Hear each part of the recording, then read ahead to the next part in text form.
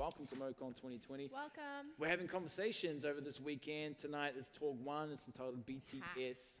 And what we want to do is jump in on a conversation around the creative process. So we thought it would be ideal to get somebody who is an expert in that area. And so we have the one and only Jeff Crabtree, who's going to be joining us live Jeff. from Sydney. And so he is someone who has just been really influential, actually, in our lives and in our creative journeys in a lot of ways, and taught us a lot. We studied under him a number of years ago now, and so we're excited to have him on tonight. What we thought is that we needed someone who was qualified, who was sort of an expert in this area, and who had really done the research to give us a great base for this whole idea around the creative process. So we're going to be coming to him real soon. And he and his wife have written that book. They have written that book. That book. That book. That book is called Living with the Creative Mind, and you can get your hands on that. Also, just a little... Because they're some of the smartest people I know. That's true. And that is true. Yeah. And we got him. And oh my goodness. And yes, there he is. Is he there? Can you see him? All of his glory. There he is. Also, I just want to give a big shout out to the Zebra Collective, which is something that Jeff runs. And if you're a creative of any type, go Google search Zebra Collective, jump on that, become a part of that online community. We're all jumping on it's online community. Everything is online community. So jump on this. This has been running for a while now, and it will give you daily inspiration. It'll encourage you in your creativity, in your walk as an artist, and it's a very valuable tool for you to jump in on. Zebra Collective, go ahead, grab that. But Jeff, how are you? Hi, Jeff. Hi there. It's Hi, so Ellie. good Hi, everyone. to see you, man. Hi, everybody tuning in. Hey, man. And so thanks for joining us here tonight. You are there in Sydney. How's Sydney going in terms of the season that we find ourselves in, COVID-19? I think we all want Jacinda Ardern to be our Prime Minister. Come on, man. We're working on it. Take over. I've had a number of my New Zealand friends tell me, don't worry, you'll become the West Island before too long. The jokes. Hey, Jeff, we just want to say from the start, thank you so much for jumping in and being a part of this conversation tonight. And you are you're a PhD candidate, I think is the right term. And so you're on your way to completing that around this whole idea, really, isn't it? It's my work was in the creative industry, so amazing. I'm about three or 4 weeks away from submitting.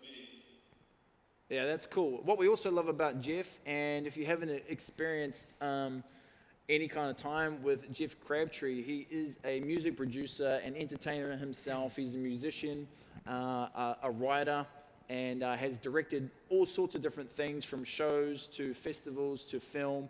And so this guy's like a one-stop shop. And so even in that aspect, it's just great to have your presence and your time here with us tonight. But Jeff, what we want you to do is we'd love for you to just jump on in for us and give us an explanation around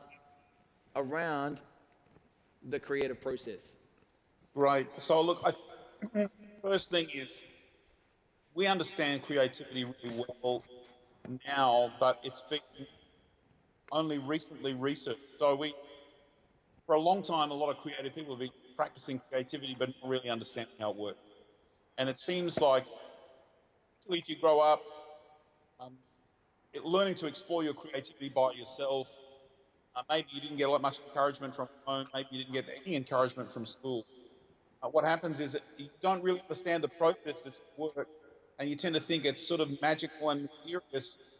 And there are still people who access their creativity by doing things like taking drugs, by breaking up their relationships, or by sort of causing catastrophe.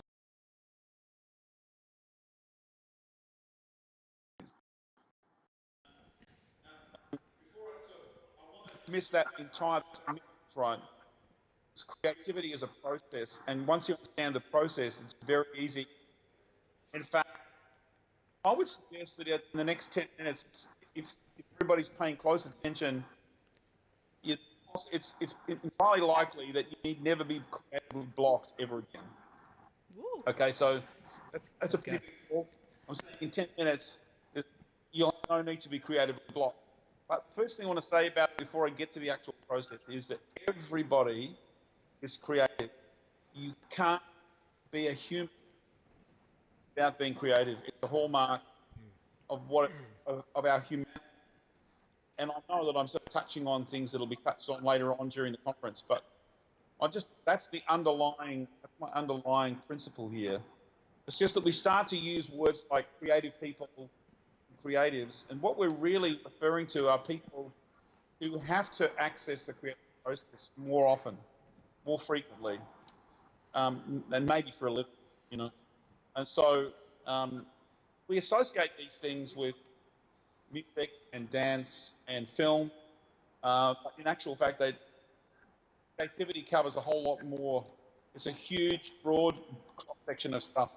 People who start businesses, for example, need to be able to use the creative process because they're going where no man has gone before.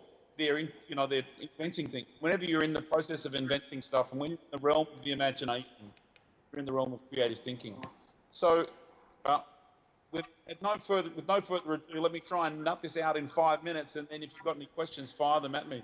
So we've got a diagram that we can put up at some time in the process. We see the creative processes have 4 parts. The first part of it is curiosity. The most highly creative people we've found are the most curious. They're constantly being curious.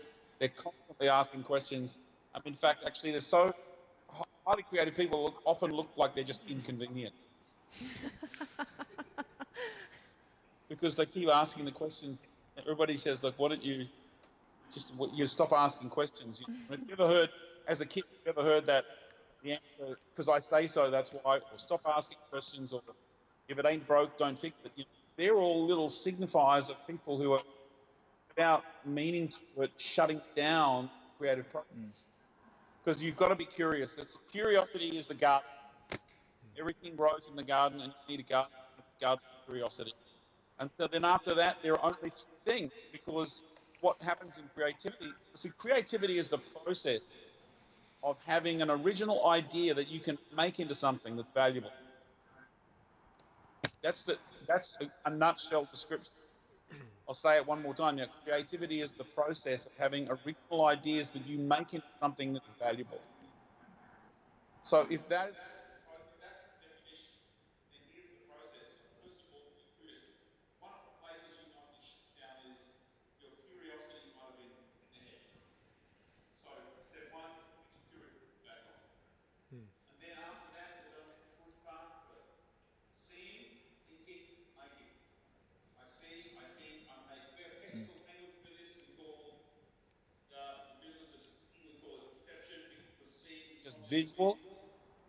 You see with your ears, and you see with your body.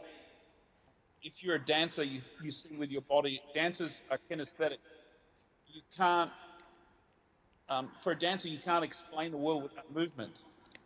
So it's not an intellectual thing, and it's not often visual, often something that can only be expressed, the movement of the body. So seeing that, so dancers are, for example, very sensitive to how they move and how other people move and how other things move. Visual artists are very sensitive to visual things, obviously, you know. Musicians are very sensitive to sound. So there is a quality in which, to start the creative process, you've just got to be present.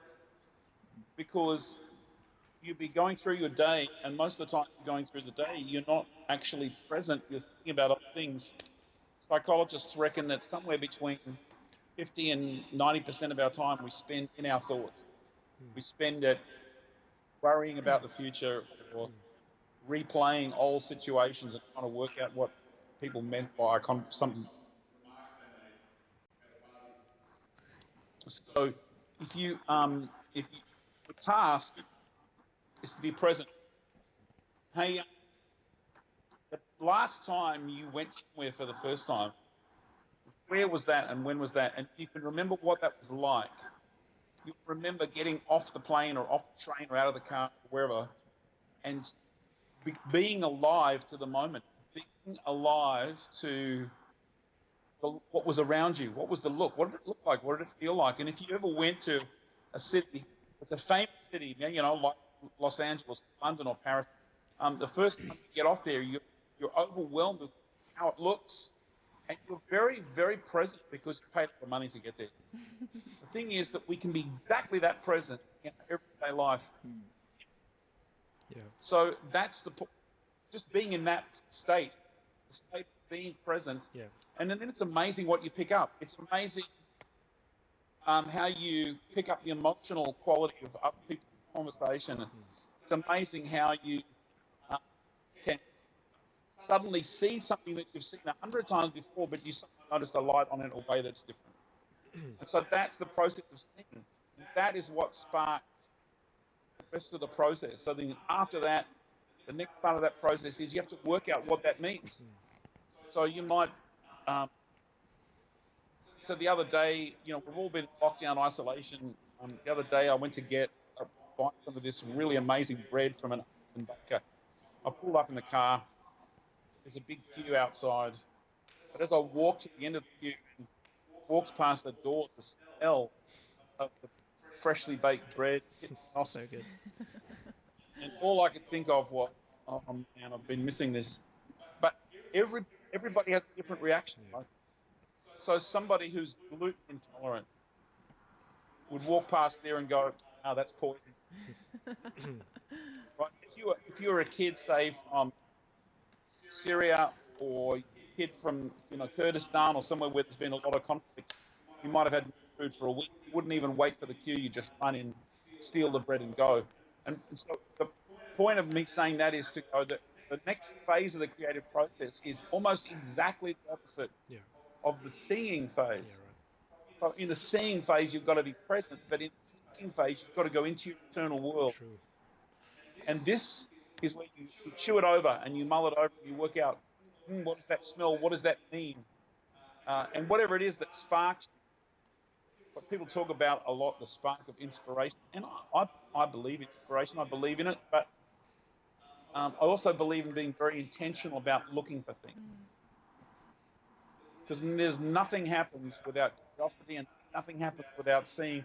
And once you've seen it, you have to sort of flip the switch and go the other way. And go into yourself and go, "What's this mean to me?"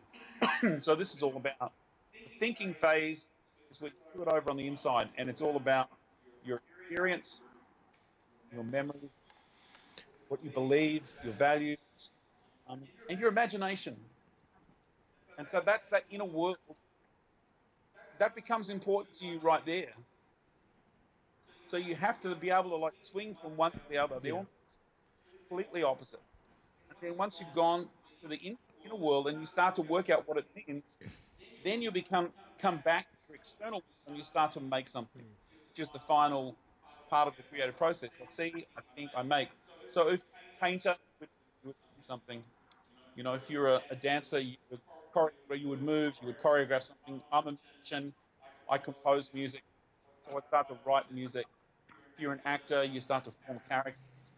If you're a filmmaker, you start to make stories. Ultimately, we're all in the arts, we're all storytellers anyway.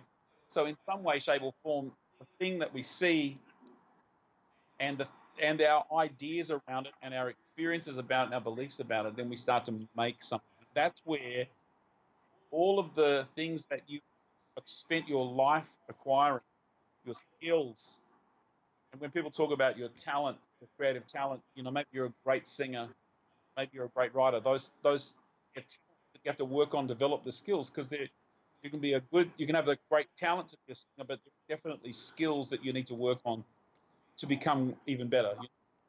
There's skills in every art form. So it's when you get to the making phase that you start to bring into real life what was only.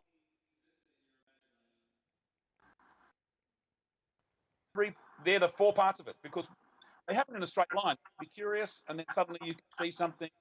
Then you work out what you think about it, and then you start making it. What I've found is every part of the process starts to impact on the others. So I'll be thinking about something, and then I might start making something. I see something different. Got halfway through a song before I realised I was writing a different song than I thought. So I completely shifted because the act of making made me see. So you've got those diagrams there.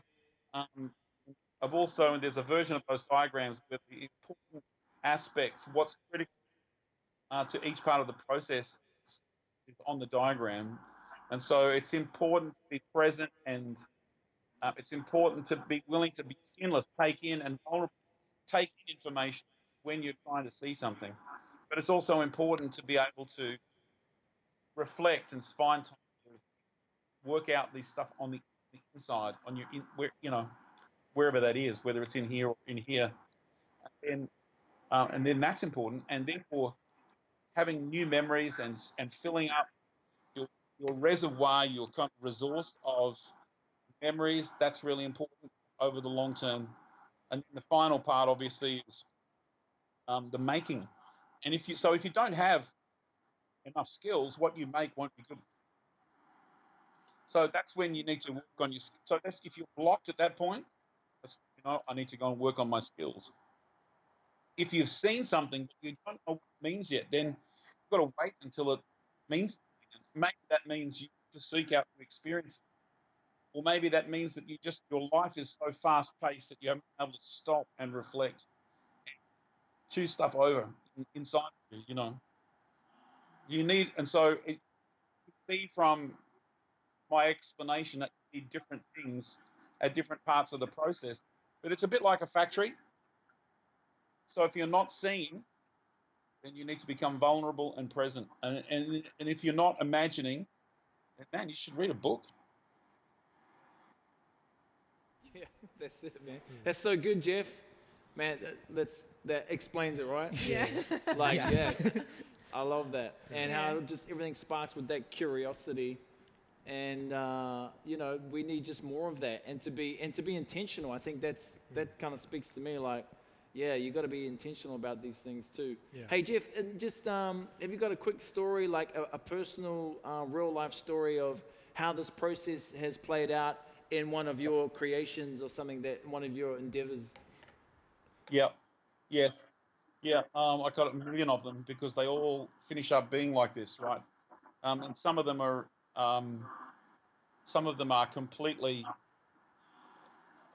Some of them are completely rapid and really fast paced. I'm a musician, right? So I had I find myself, I'm in the shower, for example, I find myself making music, and sometimes in my head, sometimes just singing little rhythms. And I was in the shower one day and I sang this little rhythm, and I went, wait a minute, that doesn't seem to remind me of anything. It was actually a bass riff. And I won't sing it now because it's a little bit embarrassing, but I ran, put some clothes on, ran downstairs to my studio, and just recorded it. And then what I would do is I would play it to some friends because I was going, do you recognize this? Have you heard this before? And all of my friends who are in music, they hadn't heard it before. They said, when are you going to do something with that song? So I just, what I did was okay, great. After I'd satisfied myself that this little musical melodic phrase I hadn't ripped it off, I set to work to write a song. And I mean, it took me maybe a year even to get to that point, because it's a great sounding phrase. I was sure that I'd ripped it off from somewhere, but I hadn't heard it. Still haven't heard it, right, anywhere else. So I wrote this piece of music, and I got to the very end of it. And I spent a day, and I felt like I was wrestling it into being. It was just awkward and terrible, but I managed to, because some great songs come out of that. So I took it to the end, played it, sat down at the back end of the studio and listened. And when the computer stopped, and I went, songs, that's crap. And I felt immediately that it was like, I felt like a sense of, I haven't been through yet what I need to go through to be able to write the song. So I let it go, and so I had the seeing part was the music, right? There's the music, this little phrase. I heard it literally in my head. So then I left it. The intervening 2 years were just hell. Maybe the worst 2 years of my life, right? And then at some point, I felt this urge inside me. Maybe you should pick that song up. And I went back into the studio and I wrote this lyric. I listened to the phrase. I kept the recording of the phrase. I ditched everything else. I played the little phrase again, and I immediately had this idea of what it actually sounded like to me. It sounded like somebody, the rhythm of it sounded like somebody hitting a fence post into the ground with a sledgehammer. So I just wrote that image. And then suddenly the whole thing started to fall out. And I had one picture, if you like, I could see when I felt like that, oh, that's like a sledgehammer, like a pile driver, actually. Then I went, oh, I could see a guy driving in a post in the desert. So that was my imagination. This was my mulling over stuff. That was my imagination. But also the thing that was really informing the song was my experiences over the past 2 years of having dealt with very difficult times. And that's actually what the song finished up being about. And then I finished writing it and recorded it on an album. That's cool. Yeah, I love that. And I guess everyone, tuning in tonight, listening, sometimes from the most obscure places, or we know those spaces that we find ourselves in where inspiration is sparked, whether it be the shower or wherever you might find yourself. But also, Jeff, I love the idea of maybe parking something, but then coming back to it and revisiting things. Yeah. And I think we can encourage people even tonight. Maybe there's some things that you need to revisit, or what people create rather together. They'll commit to. Yeah, nice. Yeah. So even in a community context, whether it be in a church context. If the vision is put out there, whatever is about to be created, people jump in on that. If they're a part of that creation process, they're more likely to commit to being a part of that, even like for the next time. Totally. Stay committed to whatever that community is. Yeah. Nice.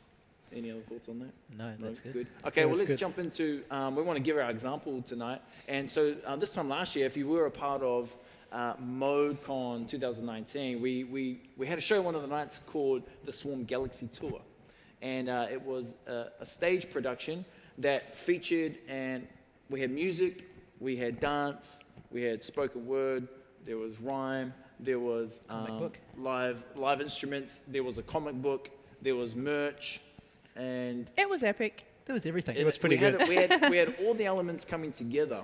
But the whole idea behind it was, and what sparked it, and I guess just going off what Jeff has just been talking about, it was a kind of a personal story, or coming from my perspective, I should say. I was in a shop. I saw a tour T-shirt, the ones with the dates and the cities on the back. And so I took that idea and I flipped it, and I changed the cities to planets. And the reason that came about was a few years ago, as Swarm Crew, we're a performing arts crew, we had a conversation with a good friend of ours, Nate Butler. Shout out to Nate Butler, who's a producer living in Atlanta, Georgia, and a great friend. And he presented to us, and he's out there, and he just kind of made this throwaway comment, but it was like, hey, why don't you guys be the first crew to perform on the moon? I mean, let's go. And I was like, yeah, that's it. I mean, it's a silly comment, crazy, but is it crazy? You know what I mean? And so it always made me think about that, and I kind of applied that statement to some of the things that, when it came to creation, because I wanted things to be bigger than my world and my current view. Yeah. I want my ideas and my thoughts and my dreams to be bigger than my current view. And so I would always apply that statement. So what I did, I took that idea and I took that and I took Nate's statement and put it together, and we developed a show around that. So really the show idea came from a tour T-shirt. And so from that T-shirt, I sort of had the merch idea, which Rishi's already talked about, right? No. Oh, you haven't? That Rishi is about to talk about. He did talk about it in our conversation earlier. Oh, we had an earlier conversation. We've had so many conversations today. BTS, ladies and gentlemen. Rish, why don't you tell us about how we then put all that together? Yeah, sure. And I think what you're saying is actually exactly what I'm going to talk about, which is that a t-shirt for you, invoked that idea, and connected those dots. Right. And I think clothing sometimes is limited to just, it's a t-shirt, it's a hoodie, it's a sweatshirt. Yep. So what we're trying to do in that process for the show, for example, is we're trying to create a feeling out of what people are wearing or can purchase to become a part of this experience that So we're cool. creating. So for example, you know, when we see people on the street, we can see what they're wearing, and that kind of tells us a bit about their style. Or we wear our favorite team sports jerseys to kind of feel a part of that community. Right. We were talking earlier about the Michael Jordan documentary. You know, Yeah. if you're into sneakers, like the price of Jordans is like skyrocketing at the moment. Crazy. Because people just want to be a part of Michael Jordan's legacy and what he Yeah. builds and all that. So we're working on this show to get this merch that then explains that story to someone who's wearing that or purchasing that they can become a part of this idea to dream bigger than they've dreamt before. Yep. Yeah. So we had two concepts for that show. One was based off that t-shirt. So it was a hoodie and it had names of all the planets and dates. And then the day of the show was the day that it said Planet Earth. And just thinking as well, the other important part that we actually made of that process was we got everyone in the crew to wear that hoodie. Yeah, Do you true. remember that? Like we Yeah, gave yeah. everyone that hoodie for free.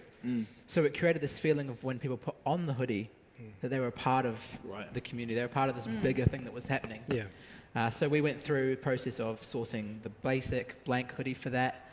We started with black. We started with like an acid wash, which was in Sure. at the moment. Yeah. So we went through all those processes, and then we printed that on a white hoodie because just the colors popped. Everything looked good, and it was this hoodie that had Swarm Galaxy Tour in big metal music font, like artist font, and on the back it had the planets, the dates. So people felt a part of this. And then the second one we did was this T-shirt, which was, I think, did we create that image or did we take a photo? That was like a NASA photo, I think. A NASA Yeah, photo. yeah. So we had this photo from NASA, which is obviously like crazy, like planets, stars, galaxies. And we went about printing this on a T-shirt. And turns out that photo had over 1,000 colors. I mean, Of course it did. like it just looks like red and black and Yeah. white to the human eye, Yeah, but true. 1,000 colors, and it was just like, how are we going to print this? And then on the back, it had this term syzygy, which we found, which is astronomical term. Do you Yeah. want to explain that? Well, the term kind of means the alignment of planets or the alignment of the Earth with the Moon or the Sun, whichever one it was, I'm not too sure. But It's amazing. And kind of as a crew, we were wanting to have syzygy. We want to be, alignment. Alignment. Yeah. You know, Ooh. On Anyway. the same page. Yeah. same page. Yeah. So that was printed down the back of the T, kind of like along the spine, which ended up taking up 2 screens because it was so big. And then we had to find a digital printer in Christchurch, which is rare, to print an image with 1,000 colors on a T-shirt. And our deadline was the end of the show, the start of the show, sorry. And I remember we ran those T-shirts to the printer and back and picked them up, I think 10 minutes before doors opened. Yeah. Was it And- worth it? But it was worth it. And I think, like you're saying, it? it was worth it in terms of the process of making that and designing that feels sometimes like it's a push, it's a stretch. But you saw like the hoodies sold out on the first night. I think we sold the T-shirts at like halfway through the second night, and people still wear them now. And it's just like people feel a certain part of this. They feel a part of community. And I think that was the process of what it was. It seems like this practical thing that's creating art, but actually it's creating an experience and a feeling for someone, which you nice. really can't. I don't think you can beat that, really. Yeah. Yeah. So cool. And I think that's part of what we're wanting to do in our creative endeavors is create an experience, right? However that looks for you. If it's in a church context, we're trying to create an experience for Yeah. people to jump into and get caught up in, and then you can lead someone from that point into wherever you want to take them. Yeah, man, that's good. So shall we jump back into the rest of that? Yeah. We're sure. going in. Yeah. Actually, that's what I was thinking about. The idea what Ellie was saying. Actually, when things sometimes, is it worth it? Yeah. And I always come back to Michelangelo, who painted the Sistine Chapel.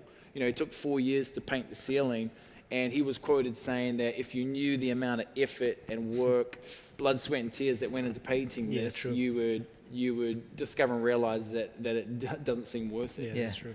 And yet, now in hindsight, if you've ever had the opportunity to go there, but millions of people, Yeah. not in this current season, obviously, go and visit that place just to stare at the ceiling. That's crazy.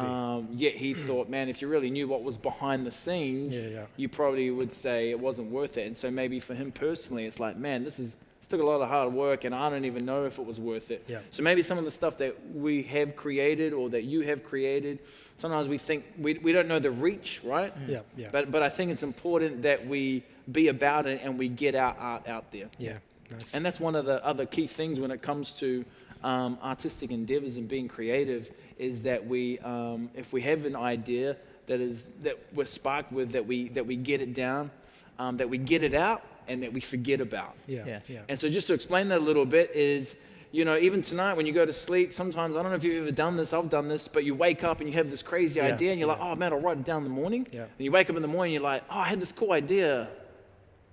Gone.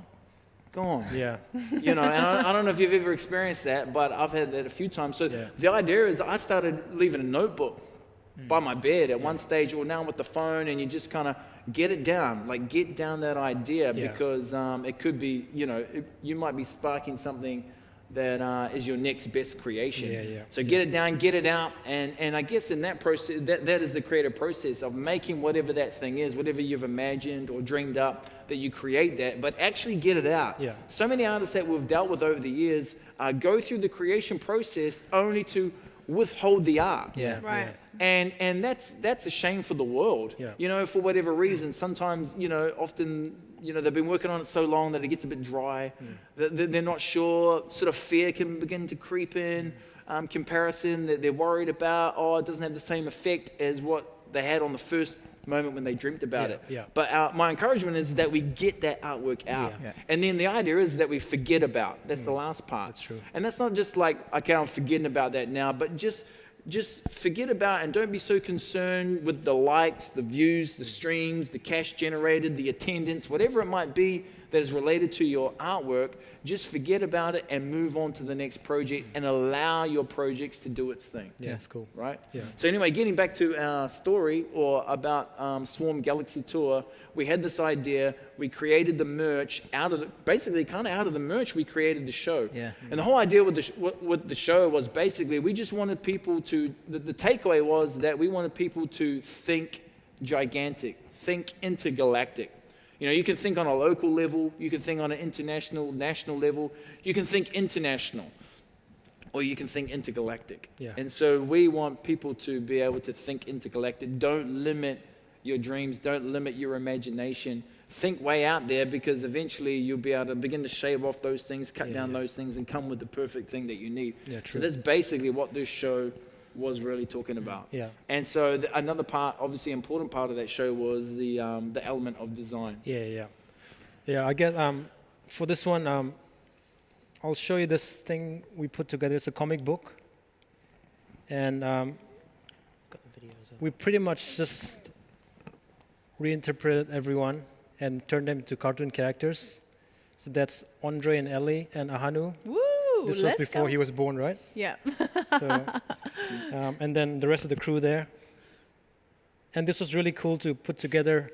But I'm going to steal some of Jeff Crabtree's line, because when he talks about the two extremes, where when you're getting inspired, you're engaged in present, right? So when you're having a Swarm crew meetings and stuff, there's no way I can be in La La Land. I have to be there, getting all Present. the ideas and inspiration, right? Present. But then the other extreme is I have to go from there and find a spot or a mindset where I have to smash this out. And I can't be there by being engaged with everything around me. I have to disappear to some sort of La La Land for a bit. Yeah. And I think what I really liked about what Jeff was saying was because he put language to what I was trying to explain.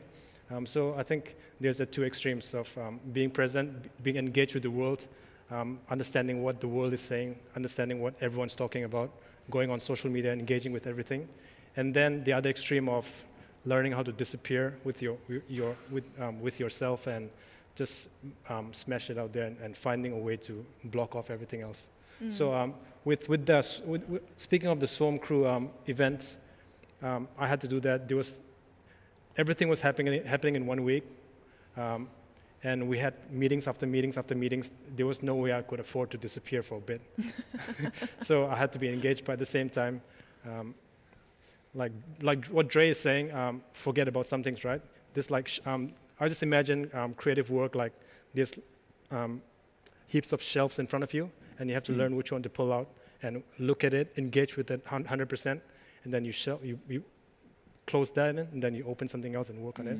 That's because you're good at a lot of things. Yeah, but that's an excuse. But see, It's like, which one am I going to do today? Okay, I'll write a book. no, I expect that though. I expect that comment, and I think that's just an excuse, because I could do the same with cooking, for example, which I suck at.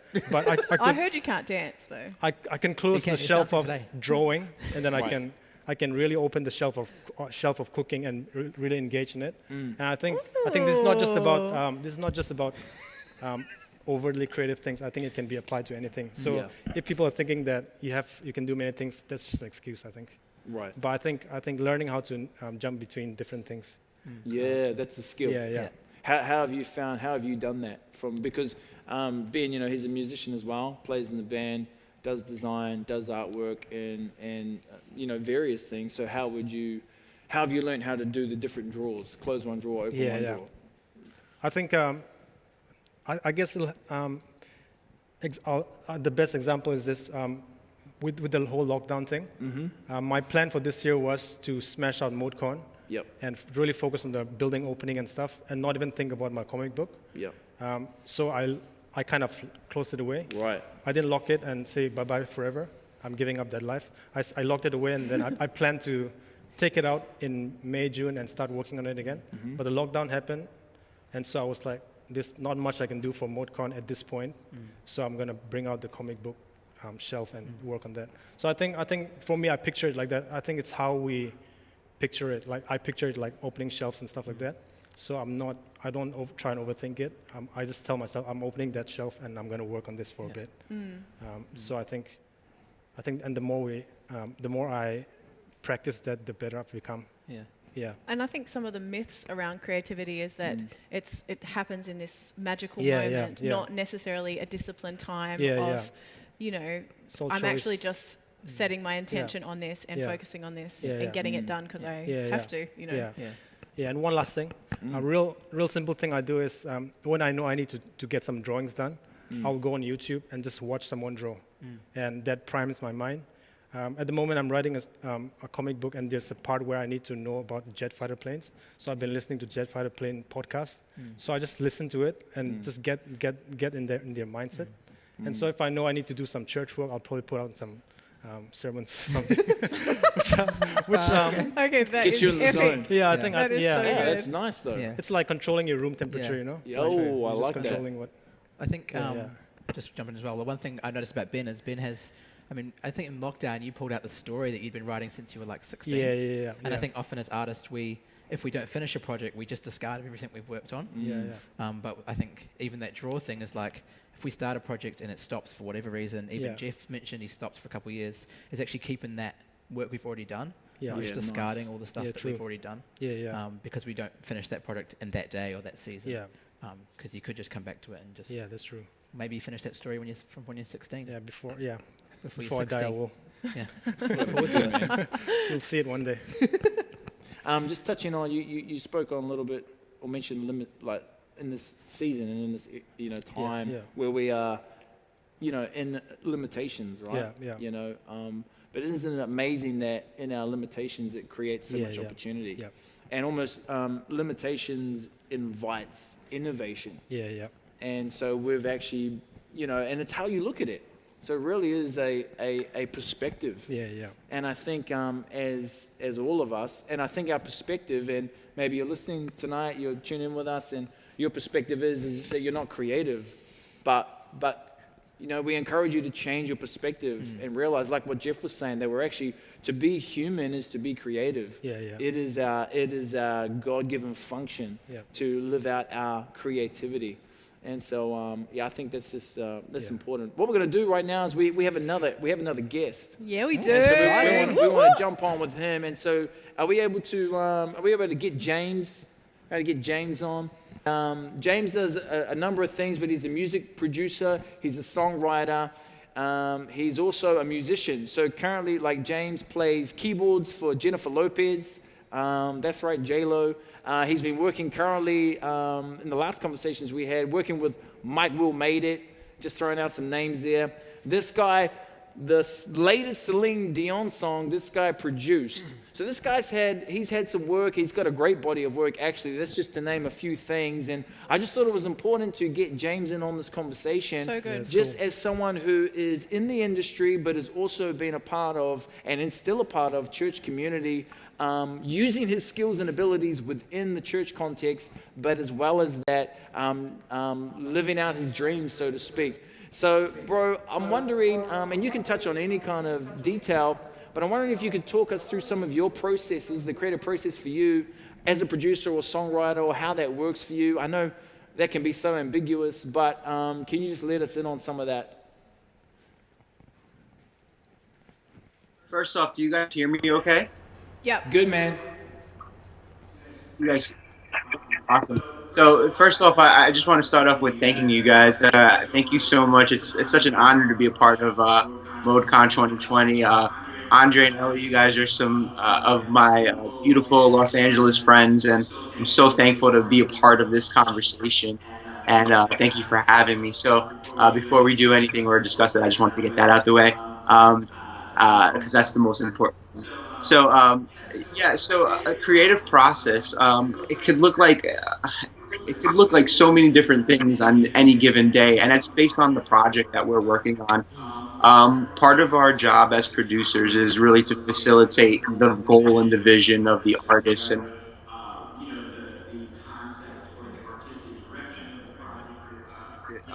you know, that we're presented with. You know, it's our job to kind of sculpt that and find that vision. And so if we're working with a major label artist, you know, who is in a specific genre type, you know, it's making sure that we're assembling the right songwriters, top liners, producers. I mean, everything that encompasses for that project. And, you know, we kind of have in mind, given our relationships throughout the years, as to you know, who are the right people for the right projects. You know, not all, you know, it's not a one size fits all kind of situation. And so, you know, that's been very helpful for us throughout the years, because our career has we've had a variety of artists in different genres throughout our career, you know, over the last almost 10 years at this point. Wow. That's cool. You can still hear us, right? Yeah, I hear you Good, okay. man. No, we can I'm hear sorry. you good, loud and clear. Hey, man, give us what have you been working on currently? Maybe what's a project that you're loving right now that you've been working on that you can share with us? You might not be able to, but what is something that is, you know, getting you up early in the morning, man, and keeping you up late at night? It's all good. I'm happy to do it. I'm happy to have this conversation. So we're currently in the middle of, I'm in the middle of executive producing a Christmas project, a Christmas album that it's unbelievable. The personnel on this and the artists that are you know, that we're having the conversation with to be a part of this project is something just like unbelievable. I won't drop any names because you know, it's not the right thing to do yet at the moment. But I'm just I'm blown away at the amount of support of you know, celebrities and artists that want to be a part of this project. And I think, given the times, something that I feel God put in my heart earlier this year was I wanted to do something that I felt was going to be a gift to humanity and a gift to the world, far more than just creating a song for an artist that would, you know, make money and, you know, do what we do. That I wanted to do something at this point in my life where I felt like I could be a part of something that was bigger. And so, you know, I've had the blessing, you know, throughout the years to be a part of some really awesome projects in and inside the church and outside of the church. But I said, God, what could I do to do something to bring the message of hope, peace, love, faith into every home across the world? And it literally, like, I was having this idea and these thoughts, and I started to think about the people I knew in my life. and some of the people that I felt that had a gift that had maybe only had been seen in one light, and spark. And I kind of imagined what would a person who no one would, who let's just say, I'm like dancing around because I want to make sure I'm careful about how I'm saying this, but I wanted to make sure that the person that I was going to have the conversation with in regards to the projects and all the people in regards to the project, that they were going to understand that this was something bigger than just getting a bunch of names in a room or getting a bunch of people to do something. I approached the artist. The artist freaked out and was like, man, this is actually the perfect thing that I want to be a part of. This is something I want to do. I'm going to call all my friends and tell them about it. And so it has literally become like a spiraled project. And so it's great. We're ready. I mean, we're doing Christmas music. It's summertime right now. And, you know, it's very interesting to be doing a project at this time, you know, given the circumstances and the state of the world at this time. You know, the fact that we're working on Christmas music and it's we're approaching our summer, and it's just a weird time in the world and in Los Angeles especially. You know, the fact that we're producing this music and trying to envision the future of what Christmas will look like for people all around the world, and what the message that we want to share and spread and send to them, so that there can be healing, hope, there can be peace, the things that we believe in the truest essence of who Jesus Christ is, right? Like those are the things that we want to bring into the home across the world. And so I feel very responsible for that. And that's just one of the projects that we have going on. And, you know, amidst so many other great things, we're working with Kevin Alushala from the Pentatonics, his album. We're also working on an amazing project with Extreme Music for a licensing TV film project that actually ended up becoming so good and getting so much attention from Extreme Music that that now there are other companies for local services that are looking to take this to an even higher level than just TV, film, sync world space. So, sorry guys, I know I'm rambling, I love it. So giving good. you a little bit of I got one last everything. question for you, James. And we've been in conversation, and we have talked about the church and looking through the lens. You know, we've had the ability to look through a church lens and an industry lens, and sort of view both aspects. And you are very involved in both. And so I just want to sort of ask, what have you valued about the church community being around you as you are in an industry that can seem sometimes dark, sometimes hard going, sometimes quite lonely? And so maybe, you know, how has the church community, what has been the value of that? And then also maybe, without going into it too much, but have you faced any struggles within the church as well? Is it something that we can be encouraged in? You know, we're sitting in here, we're sitting in our new church building as Majestic. We want to be able to be the most encouraging we can be. And so for you as an artist, how as Majestic or as the church, how can we encourage you better maybe? So maybe what has been a struggle and what has been the thing that you've valued the most, just quickly, about the church? Yeah, that's a great question. I really believe most of the things, or most of the success that God has allowed me to have has come because of the leadership and development that I've gained throughout my life in the church. I really do believe that most of the things that God, you know, I've always had this scripture in mind, and it was, you know, seek ye first the kingdom of God and his righteousness, and all things will be added unto you, right? And so I was made at a very young age aware of, hey, if you take care of God's stuff and you take care of God's people and you take care of God's kingdom, and you learn how to lead and you learn how to follow and you learn how to do these things within the context of our community, you know, they're going to help you in other areas of your life. And so I really believe that a lot of the success that we've had has been because of, you know, my leadership training in various capacities in ministry, in church, and in the community.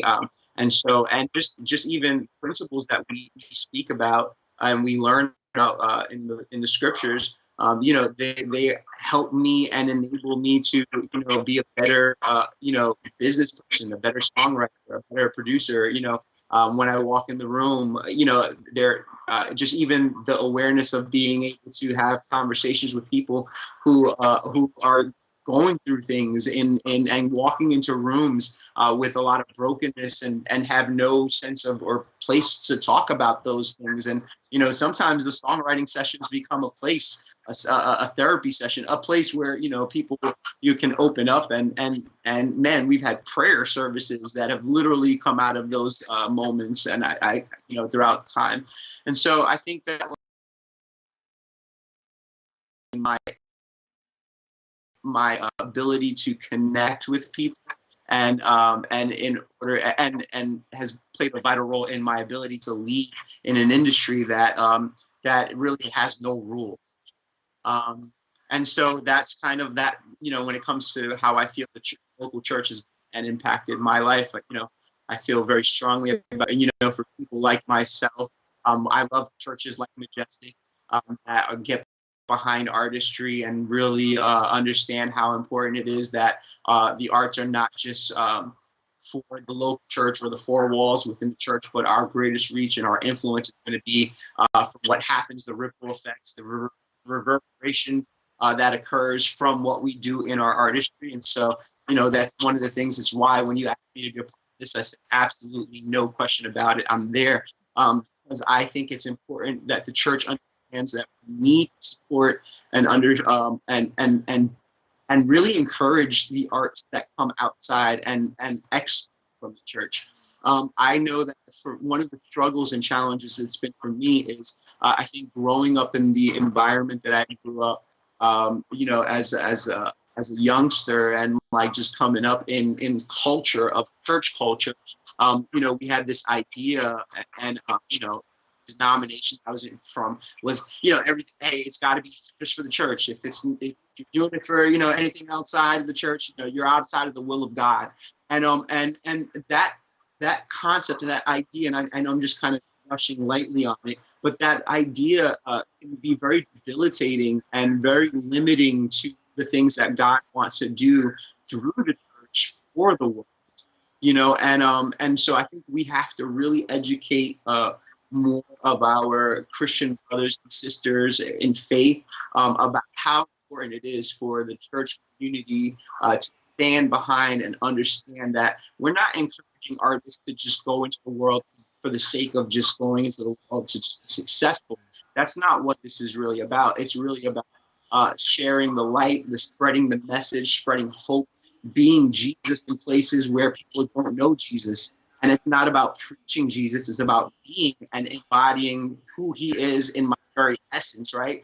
One of the things that I love about what, Pastor Erwin McManus, who's a pastor of church, the community I'm here, he talked about, he mentioned this quote, and he says, people think that there's a difference between secular and sacred.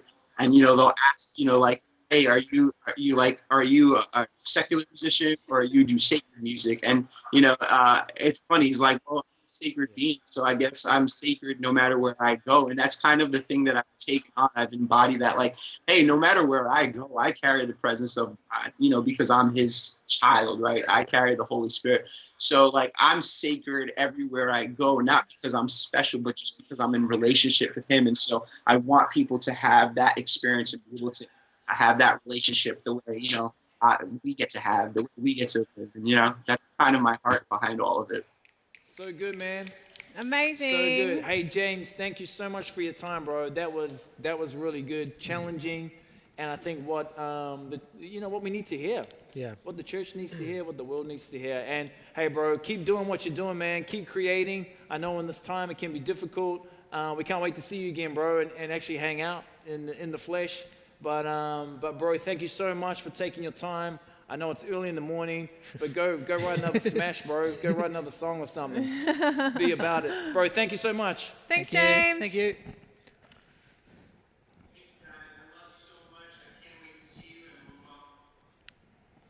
See you, bro. Thanks, man. Good, right? So good. Yeah. So good. Yeah, so good. So good. So good. It's great to have people like that jump on. And hey guys, we're gonna wrap up real soon, and so we don't want to keep you for too much longer. But we also just want to jump into a couple of the sort of life lessons that we learn, because I think sometimes when we go through a creative journey or a creative process with groups of people, we learn a lot about ourselves, and we learn a lot about others as well, and how, of course, we can work together. And I know a lot of tonight's some of it's been on a broad scale, some of it's been a bit more deliberate, but hopefully you've been able to capture something and grab a little something for yourself or for your team, or if you're an individual artist wanting to do your thing. I guess the overriding thing is that be producers, not just consumers of creativity. And I think in this time more than ever, and as the church, we want to keep producing good works, because when we do that, we're putting good things into the world. So take your good things, put them into the world. But one of the life lessons that I've taken from being about this over the years is the quality and the success of your life is actually determined by what happens behind the scenes. Yeah. So it's So when true. nobody's watching, right? And so I guess a life lesson is that I've learned, and I actually learned this from observing dancers over the years. Dancers are so passionate about what they do. They're a fascinating breed and an interesting community, and I think we should do more studies on them, because there's so much we can learn about life. True. Because when a dancer is truly discovers that passion, they live for it. They'll do whatever it takes. And often dancers are working towards a piece, like to put on stage, that might only last for 2 minutes, but it's months and months of work. It's physical, it's mind, it's prepping, it's working together as a team. And so it's just an amazing group of people. But what I've discovered is that passion is everything. Yeah. And so I guess what I want to leave with us tonight too is that we wouldn't pursue a life of balance over pursuing a life of passion. Yeah. Like, pursue your passions over pursuing balance. Yep. And I'm not talking about pursuing wholeness, like getting things right and getting our internal world right. But often, I think if we're just pursuing balance, we're balancing out life. You know, everything should be balanced, and we hear that language quite a lot. Yeah. We want to live a balanced life. But what happens if we just pursue our passions, pursue the things that we feel called to or led to do? Surely out of that, we're going to be able to live our best creative life. Yeah. So good. And so if we can kind of sort of leave you with that and sort of go ahead, pursue passion with everything that you have. And I want to just leave you with the final scripture. It's found in Galatians 6, chapter 5.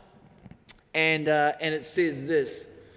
Part of the scripture says this: take responsibility and do the creative best with what you have. Yeah. And so I guess that's our encouragement to you tonight, that you would take your life, take responsibility for who you are, not putting the responsibility on someone else or something else, or that didn't happen, or whatever it might be. But tonight, take responsibility for you and do the creative, not just do the best, but actually put creative thought into it and do the creative best with all that you are and all that you have.